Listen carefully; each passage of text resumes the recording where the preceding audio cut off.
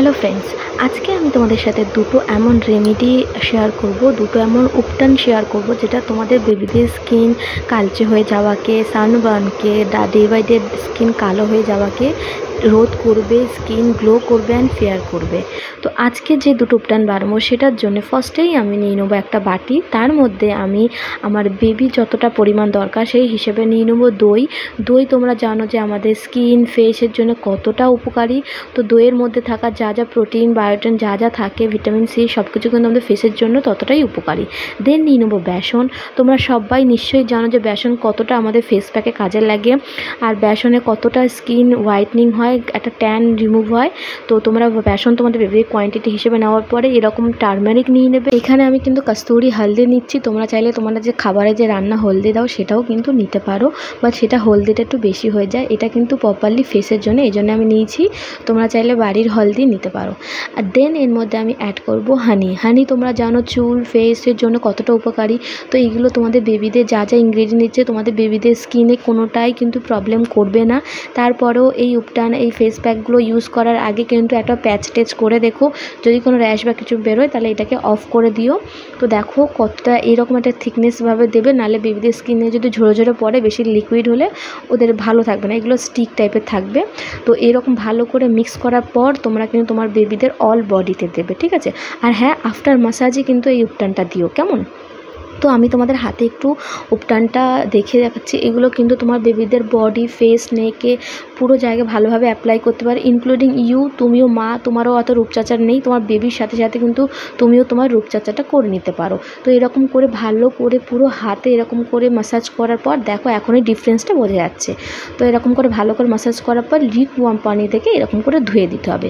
ব্যাস, একবারেই তোমরা দেখতে পাবে তোমাদের স্কিনটা কতটা গ্লোয়িং এসে গেছে, তোমাদের স্কিনে কতটা একটা সফটনেস এসছে। মনে হবে যে তোমাদের স্কিনে আগে জান ছিল না, এখন জান এসছে। Really it's working. তোমরা একবার ট্রাই করে দেখো। আই থিঙ্ক ভালো লাগবে। এটা সব রকম বেবিদের জন্য, এর মধ্যে সব রকম ন্যাচারাল প্রোডাক্টই ইউজ করা হয়েছে। তো এটা কিন্তু বেস্ট রেমেডি। তো নেক্সট আর একটা রেমেডি যেটা ভীষণ ইজি, সেটা হচ্ছে আমি প্রথমেই দুধ নিয়ে নেবো, র মিল্ক। এটা কোনো রকম কিন্তু কাঁচা ফোটানো মিল্ক হবে না, এটা কাঁচা মিল্ক নিতে হবে। তো আমি ডাইরেক্ট র মিল্ক, রুম টেম্পারেচারে থাকা দুধ নিয়ে নিয়েছি।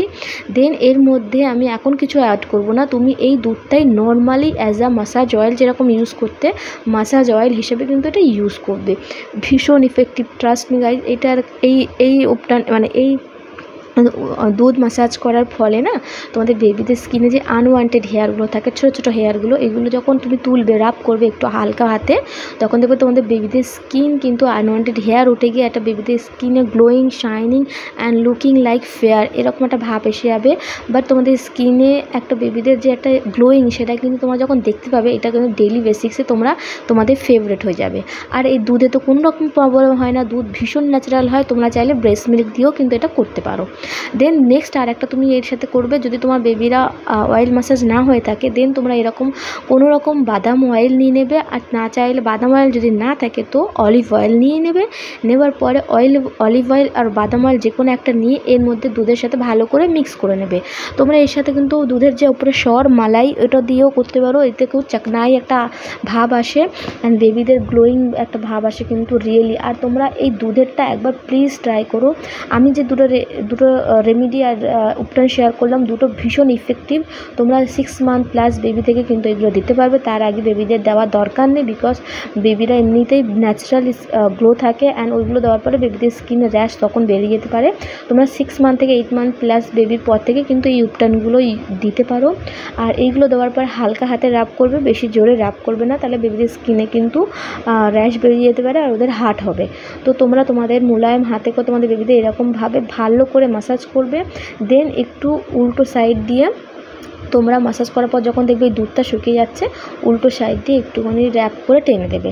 দেখবে কতটা ময়লা, কতটা ডার্কনেস সব উঠে যাচ্ছে অ্যান্ড তোমাদের বেবি উইদিন 1 উইকের মধ্যে তোমাদের বেবির স্কিন কমপ্লেক্স কিন্তু চেঞ্জ হয়ে যাবে। প্লিজ তোমরা এই দুটো রেমেডি ট্রাই করো। ট্রাস্ট মি গাইজ, আমি আমার বেবির ওপর ট্রাই করছি অ্যান্ড রেজাল্ট জাস্ট ওয়াও। তোমরাও একবার ট্রাই করতে পারো। যদি ভালো লেগে থাকে আমাকে কিন্তু এসে কমেন্ট করতে পারো যে দিদি হ্যাঁ হয়েছে। তো আমি কিন্তু ভীষণ হ্যাপি হব। আর এইগুলো সব অর্গানিক, তো কোনো প্রবলেম নেই।